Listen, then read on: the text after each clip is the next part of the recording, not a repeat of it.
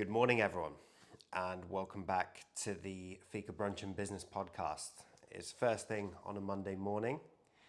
You'll notice Tia's missing from the scene today, but don't you worry, she's recorded her own separate podcast, so you'll get to see her as well. Today, I've got my trusty little notebook with me again. I've got some notes I've written down I'm going to share with you. So just as a little prelude to today's podcast, as I've mentioned in previous episodes, I'm now at a point in my life and career where I don't have that much to do day to day. So it's probably not going to be that way for much longer, probably another 1 or 2 months. But for this period of time, I think it's a good time to recalibrate and make sure that I'm working on the right things, rather than just working really, really hard. And with that in mind, today I've got 4 pillars of my life that I try to work on, and I want to share what those 4 pillars in life are. I like to think of it, for those of you who have played The Sims before. You know, in The Sims, where you had at the bottom, you had your character and you had all the different categories of things your character is good or bad at. And you had like a bar of how good they are. And as you play the game, they progress in each category. I like to think of it a little bit like that, where there's like 4 different categories of things that I think about and try and progress on. So these are the 4 principles. So number 1, I've written here financial capability. So by financial capability, really what I mean is money, having money. Now, having money is important. Having money is important because it buys you Lambos and houses and all of these lovely things. But it's more important for a number of different reasons. So there are things I think that money buys you beyond anything material. And I've written down 3 things in particular. So number 1, it gives you access to opportunities. Now, if I had never had any amount of financial capability in my life, I would never have been able to start a cafe or open a cafe. And the opportunity to do that has helped me try and do it better than the next best person. And there's a lot of businesses like that. There's a lot of businesses I look at that I think, maybe I could do a good job of that. But if I never had any access to money or any financial capability, I wouldn't even get the opportunity to try. So there's plenty of things that I want to get my hands on, especially when it comes to business. And having money is the tool that will give me access to that. So that's number 1. Number 2, I think money gives you the opportunity to protect the people around you. So let's say, this is quite an obvious one, but if someone close to you is ill, being able to provide them with the best medical care and attention, even if that's expensive, is something that money can buy you. And number 3, kind of related to that, I've written down here, money gives you the ability to fight the bullies. Bullies are everywhere, we've all seen them, but they exist in business especially. And I actually want to tell you a story here. So I want to tell you a story about a friend of mine. So this friend used to work at a company, not really relevant what the company did or anything, but she used to work at a company and decided to leave that company and go work somewhere else. And they decided to underpay her for the last bits that she'd worked there. And I think they'd made a very careful calculation, because they thought, well, she's leaving, let's just underpay her. What's she going to do? Is she going to take us to court? Probably not really. It would be too stressful and too costly for her. So yeah, we'll just underpay her. She'll just have to deal with it.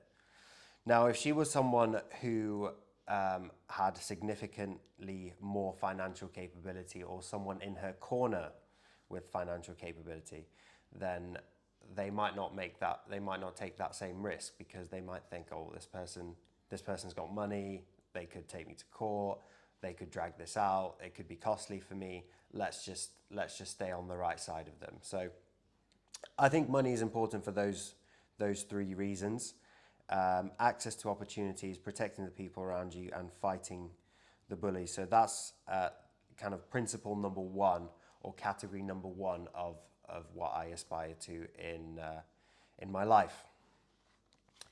Category number two, I've written physicality and appearance. I think under physicality here, I'm trying to encompass everything that goes with physical fitness and also health. So that's important to me for the obvious reasons. If you're healthy, you'll obviously live longer, you'll feel better. But also something that is talked about, but probably isn't given as much weight as it should be, is being in good physical condition is also linked to your mindset. So when you get out of bed and you feel good and you're fit, you automatically feel better about yourself. You feel better about taking on challenges, and ultimately, I think it gives you a better chance of dealing with anything that comes your way. So, in a way, physicality kind of links back to the previous point about money. Let's call it money and success. It helps you get there because those things are linked to your mindset. And I also mentioned appearance. Appearance is physical appearance, but I called it appearance because I want to encompass like how you dress as well. That's something that's becoming more and more important to me, and the reason it's becoming more important to me is because I realize that first impressions matter, and it counts, and people will judge you based on how they perceive you. So let's imagine someone that's got money and is in good shape, but if they're always scruffy and they turn up to a meeting, they might not be perceived the same as someone who turns up well dressed in a tailored suit, or depending on whatever the scenario is, just someone that's well put together. So I think that's why appearance matters, and all of these things signal a level of discipline. So I'm not saying here that people judge you on appearance and that's bad. I think they do so rightfully, because it signals that you're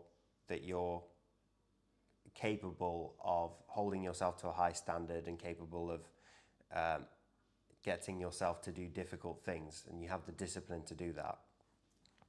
So these four pillars that I'm talking about, they're very much in terms of they're very business focused. Even something like physicality and appearance, I'm thinking of it in a business context. So that's the first two: money, and then physicality and appearance, and then number three. So before I say number three, if you think of someone who's now got good money, is well put together, is in good shape, then I think the most important thing for that person is to try and be a good person. And we can sit and debate what a good person is, but I've written here morals, having a core set of principles that you live by. I think this is probably one of the most important points when it comes to the world we live in today. So, the world we live in today very much based on capitalism and money, and obviously that is important, as we talked about in my first point, but that needs to be guided by something. I think it's very easy in today's world to kind of sell out and sell your soul a little bit for the money. And that's where I think morality comes in. I've not gone into a lot of detail of what I think a good set of core principles is. I think probably one of the most important ones on my list is honesty and integrity. So with everything I do, I try and do it from an honest place and try and give an honest answer to things. And I think if whatever set of core values you have, if that comes from, if honesty and integrity is a part of that, then everything else can stem from that. I think any set of values that stem from honesty and integrity are going to be a good set of values to strive towards. I just want to give another example of what I mean by the capitalism thing. So I had another friend, I've got a lot of friends, you didn't believe it, did you? But I've got another friend who was an estate agent for a bit. And she started her first day as an estate agent, went through some kind of induction process. She was dealing mainly with rental properties. And she was telling me about this first day in the estate agency, and she said they'd just been dealing with a property where someone was moving out, and one of her kind of mentors or someone that was more senior in the team to her was saying, "Oh, we always try and get the deposit off them for so that we can, you know, as to hold us in good stead with the landlord." And I thought, what a dick move.